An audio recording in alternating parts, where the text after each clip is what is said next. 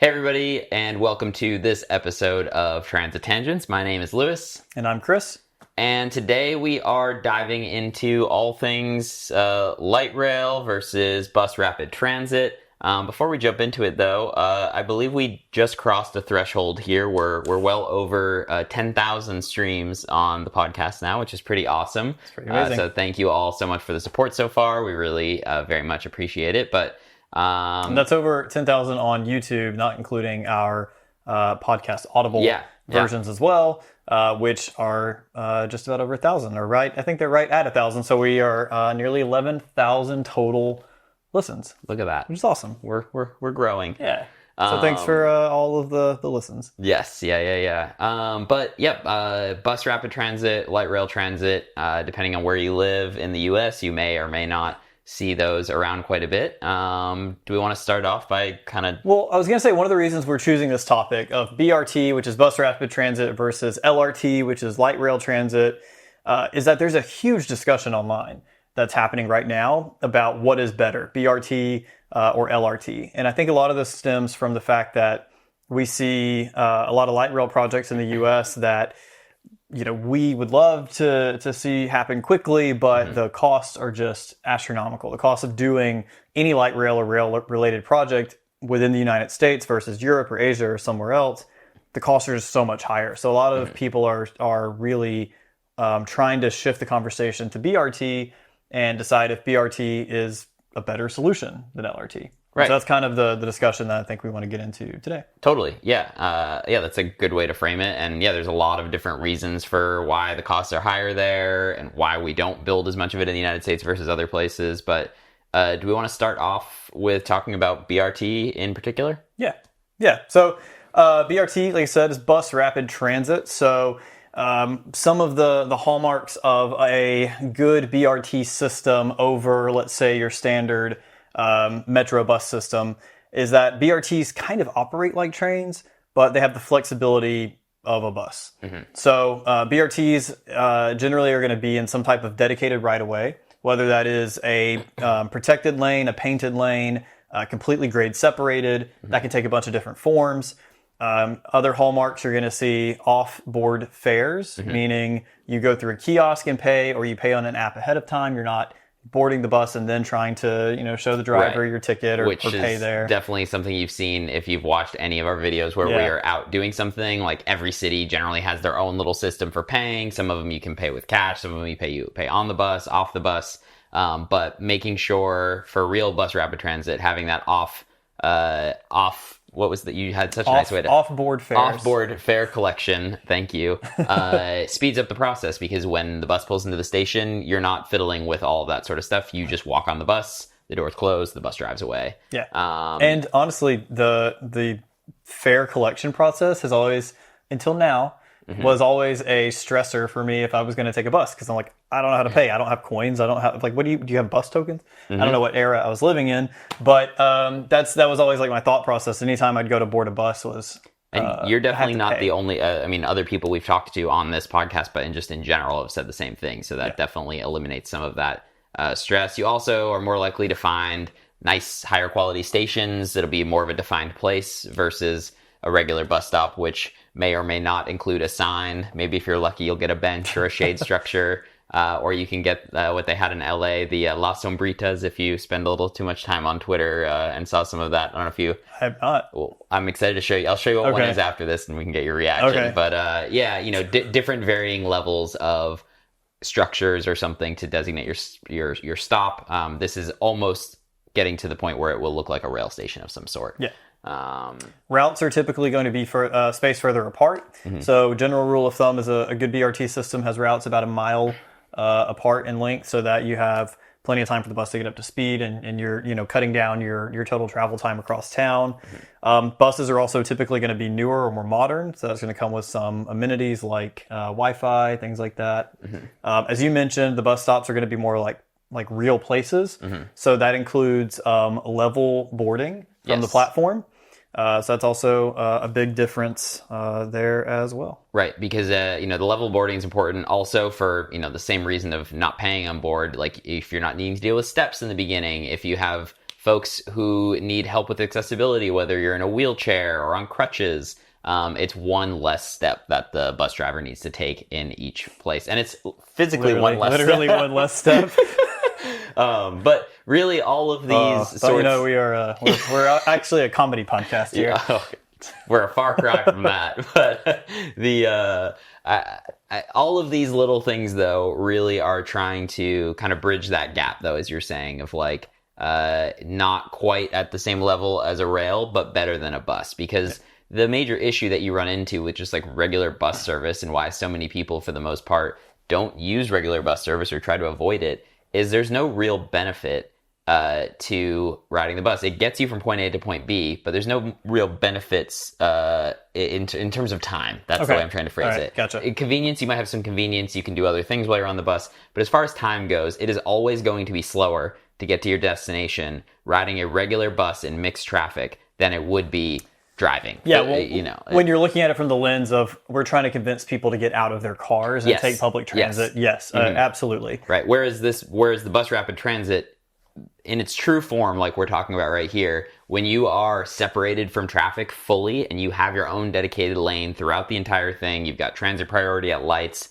all of the above, your journey on that bus is going to skip all of the potential traffic along the way, and you could actually see a time improvement. That wasn't me saying that like riding the bus is always terrible. It's just saying like if you're looking at it from like a time Why do you benefit, hate buses, Lewis? No, I use the bus all the time. Not all the time, but I use the bus a fair amount of time. And but looking at it from like a time benefit analysis, though, like BRT tries to solve some of those issues that buses generally leave people hanging on. Yeah.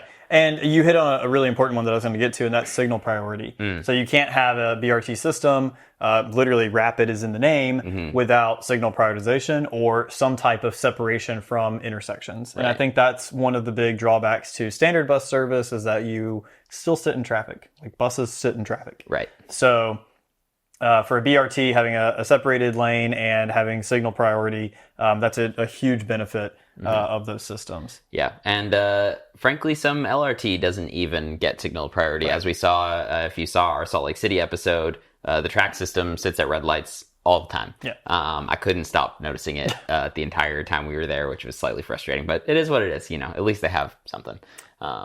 We should go back and look at New Orleans and see if the streetcars had any type of priority. Oh, okay. They did not. So we don't have to go back. Cool. Yep. Somewhere, someday, maybe there'll be more transit priority lights. But for now, we have what we have. We're seeing a lot of BRT systems in cities outside of the U.S. And some cities in Southeast Asia I saw had some. But two cities that I wanted to call out that are sort of considered the gold standard, and literally they're rated as a gold standard system for BRT. One is in Bogota, Colombia. Yep. And the other... the other one is in the very difficult to name city in China, correct? It is. Pause. And the other is Guangzhou.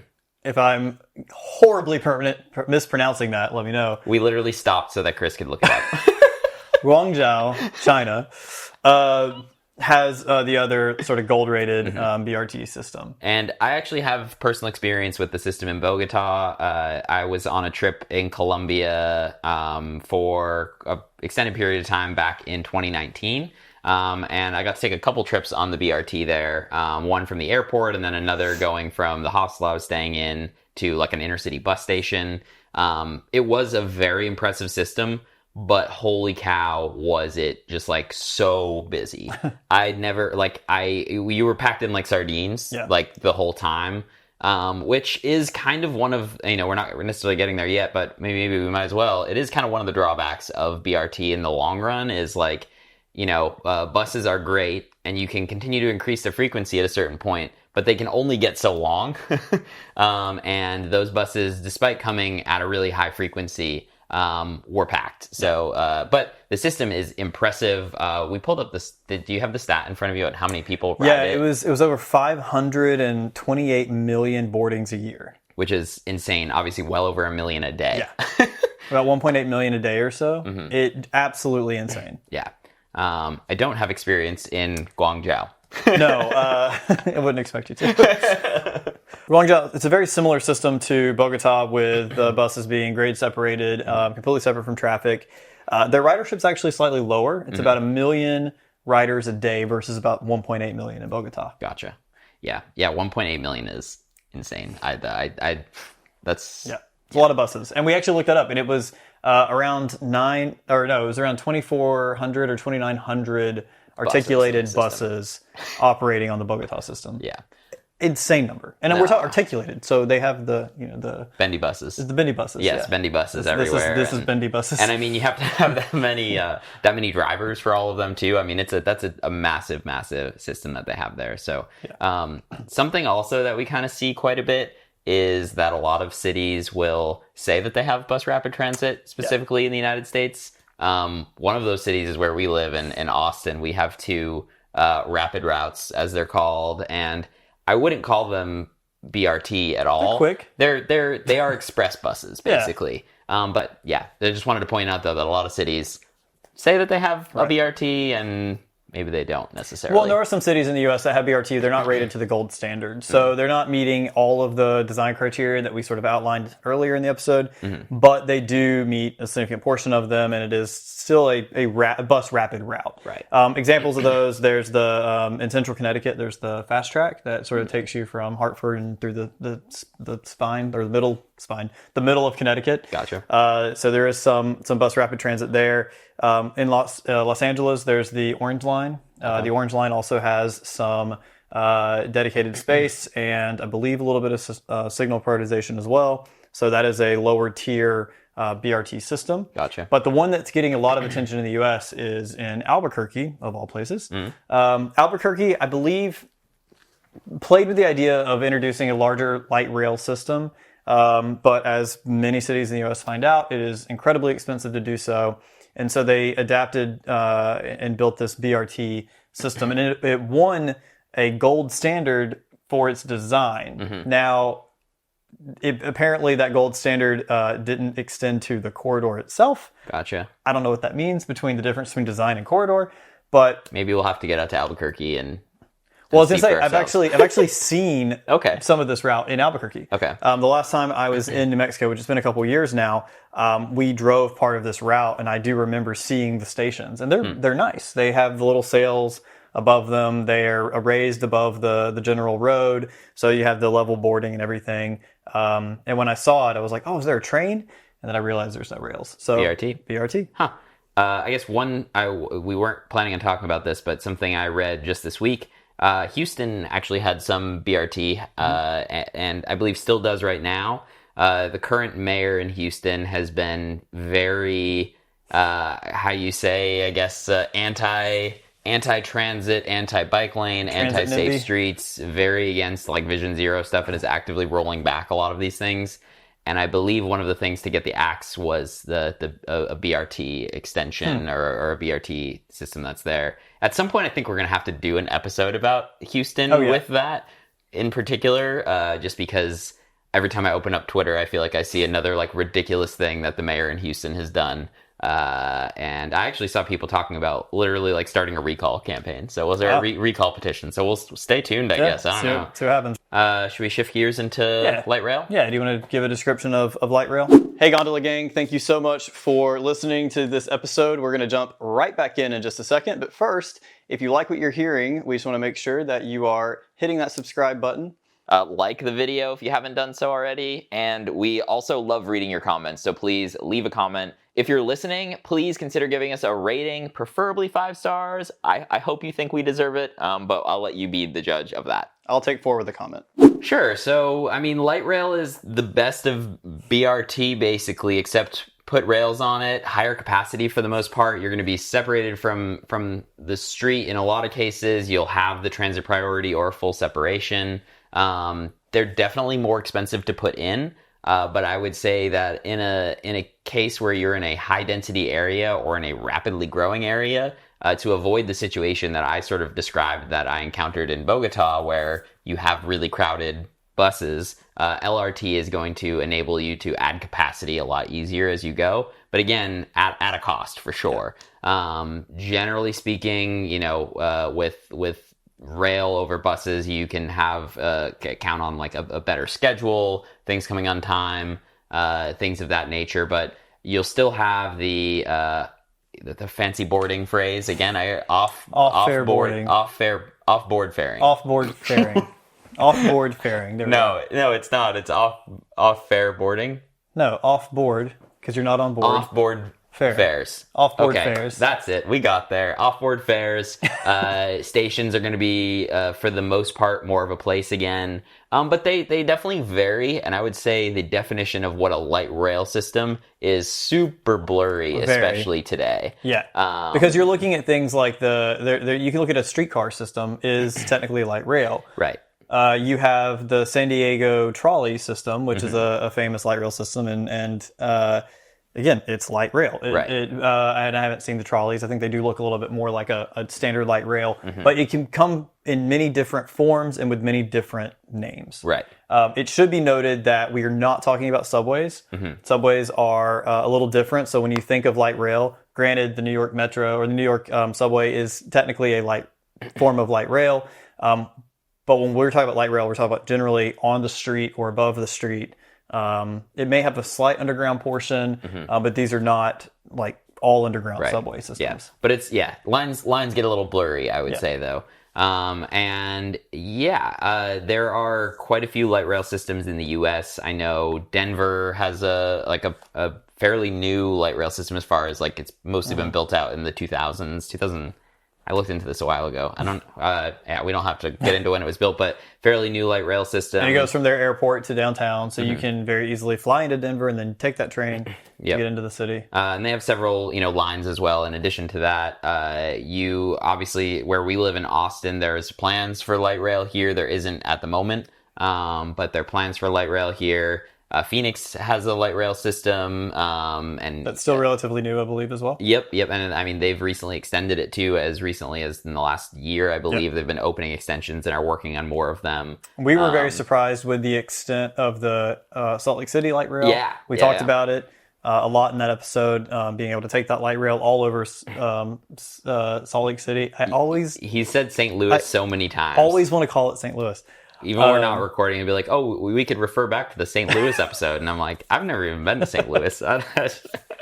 Another city though that has a really impressive light rail system is Dallas. The DART, Dallas Area Rapid Transit, is actually a really impressive system. And stay tuned; that will be an episode in the future. Definitely, yeah. And I mean, I think obviously to make the case for light rail, you're generally saying it needs to be in a more dense area to serve more people. And I think that that's true. But at the same time, I mean, Salt Lake City is not what I would describe as a dense place at all. And seemingly, their system is fairly extensive. They're making it work. They're actively planning on extending it. And they're doing a decent job of trying to infill around a lot of the stations. Since releasing that episode, I've learned more about different plans that's happening there. I follow all sorts of Salt Lake City urbanist type people on Twitter, so I see all sorts of great plans that they're trying to do to kind of develop around their system.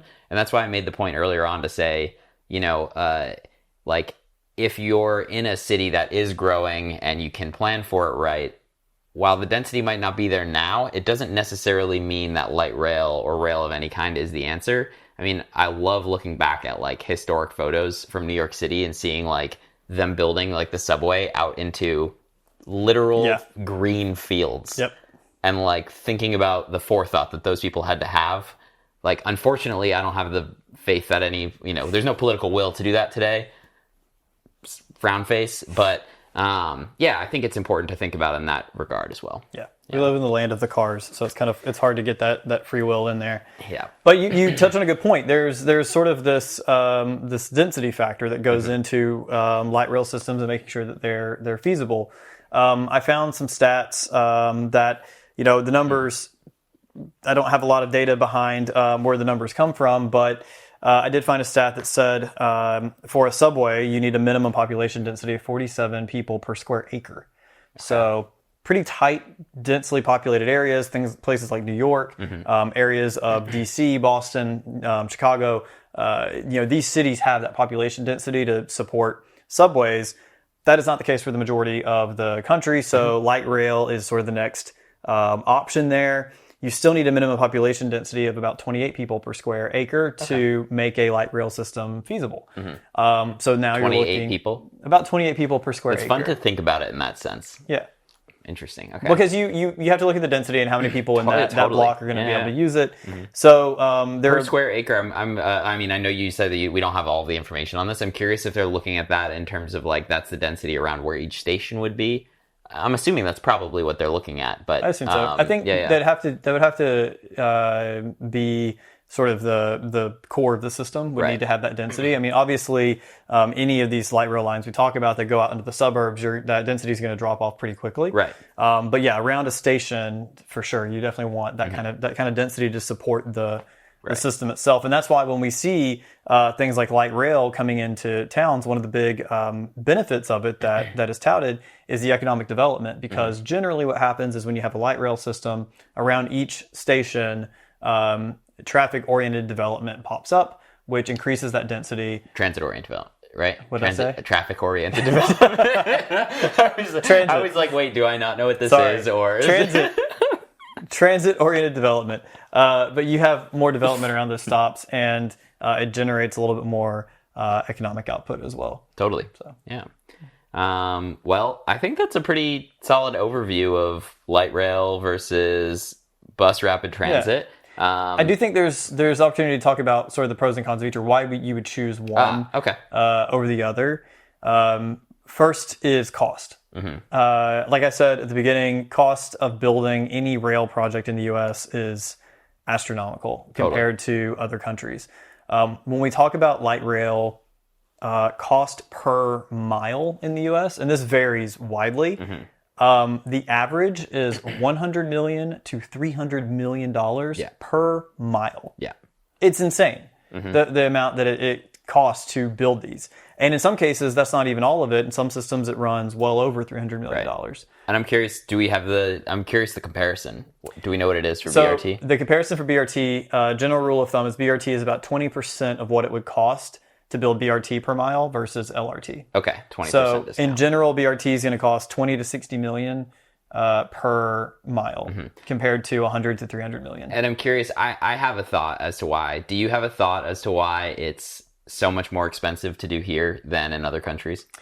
There's a couple things. One is we have policies in place that, especially around rail products, that we're supposed to buy American, and that is especially true for steel. So if we're building the rails and everything, they're supposed to come from steel providers. There's a little bit of red tape around that. Also, we have very strict environmental impact design studies. So in an EIS, you have to show 3 scenarios. You have to show what the system's going to look like if you build it how you want to, what an alternative would look like, and what would it look like if you didn't do anything at all. Right. And in that EIS process, it opens up the project to so many delays and so many lawsuits. And I'm not saying don't have environmental impact studies, but that contributes a major cost when part of your project or a huge chunk of your project is going towards like preparing the study and legal fees. Yeah, no, that makes a lot of sense. And I mean, both of those, I mean, I agree on both of them. I also think that like we are just so focused on building roads that anything that is like building a road, which building a BRT, you're just building a road basically. I mean, we've gotten so good at it. We build so many of them that it's just like it's like subsidized at this point, basically. Even though, I mean, well, they're majorly subsidized. Topic for another episode, but the cost of those things goes down when you're buying so much of it in bulk all the time. It's like we're already buying asphalt and cement and all this stuff. We already have contractors who know how to do all of this sort of thing. Yeah. And that's not necessarily the case for the supply chain in the United States for all of these things. And in a lot of cases, BRT is cheaper because you already have an existing right-of-way that you're building the bus lane on. Totally. Versus light rail, in a lot of cases, you have to completely alter the right-of-way or you have to buy new right-of-way. Right. So that's also a major cost driver. Right. Totally. Unless there's anything else you want to add? I was going to also add your topography of your city plays a huge role. Gotcha. So light rail, the hillier, rockier the place, the harder it is to build the light rail. That's a major factor as well. That's when you should build a gondola. I don't disagree. Why build either? gondolas are They just build the option. urban gondolas in all directions. Yeah. Everywhere. But for cities that have a lot of big hills and everything, BRT seems to be the more feasible. I did want to touch on one more thing. There is a lot of controversial opinions about a different type of system called ART. I totally forgot about this. Yeah. ART is Autonomous Rapid Rail Transit. So it should be ARRT. But it's called ART, and there are a couple systems in the world that, only a handful, but there are a couple systems in the world that fall into this category. One ART system that made a lot of splash recently was from Zhuzhou, China. Chris looked up the pronunciation again. That's why I'm laughing. if I am massively screwing up the pronunciation, let me know. But it's in Zhuzhou, and it is an autonomous tram. It is an autonomous trackless tram, meaning it looks like a train. It doesn't have a driver. It's autonomous. Has these little marks on the ground that it follows, and it has the flexibility of a bus. So this tram, because it's not on tracks, can deviate away from its designated path if there is construction or a detour or something like that. They have limited speeds because, again, they're autonomous, and they're not widely adopted yet. But this made a big splash of, is this a trend? Is this just kind of a silly thing, or is it a true like bridge gap? Is it a true? I can't talk. Is it a true innovation that's going to bridge the gap between BRT and LRT?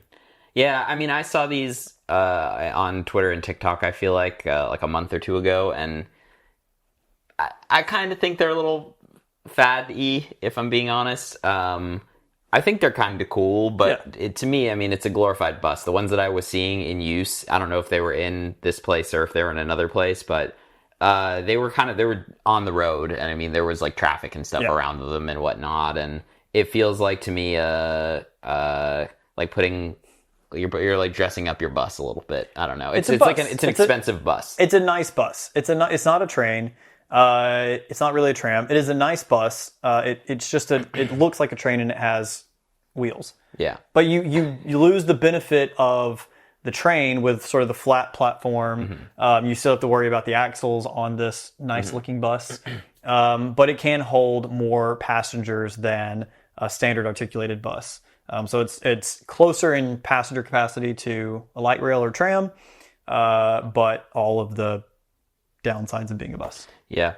I'll be curious to see if they become more widely adopted. I feel like, I'm not fully convinced yet, if I'm being honest. But I don't have a ton of thoughts on. I think I need to learn more about them before I had a real strong opinion one way or the other. But to me, they look a little silly and feel a little unnecessary because the gap isn't that. I don't know that there needs to be another thing in the middle. I think we need to like really dial in being good at the other ones. Yeah, no, I 100% agree. Yeah. If you want to learn more about the ART systems, there's a couple of videos out there for you to go out there and see what they look like. RM Transit, who I'm a fan of, posted a very funny response video to a CNBC video talking about these trackless trams or these autonomous systems. He refers to it as Gadget Bon, which is a funny way of just saying it's another sort of gadgety fad boondoggle sort of thing. So go check out RM Transit's video on this. We'll put the CNBC video there too, so that you can get the full comparison, because it sounds like their video is much more friendly towards the idea. And you can let us know in the comments what you think of them, and curious to see if you all agree, or if you think that there's some beautiful new idea that could go somewhere. With that, thank you all very much for watching this episode of Transit Tangents. We appreciate it. If you are not subscribed already, please consider doing so. Like this video, leave a comment, let us know what you think. If you're listening, give us a 5-star rating. We would very much appreciate that if you think we deserve it. And share it with your friends. But with that... we'll see you on the next Transit Tangent Tuesday. I'm saving that dough. Public transit's where it's at. Watch me go.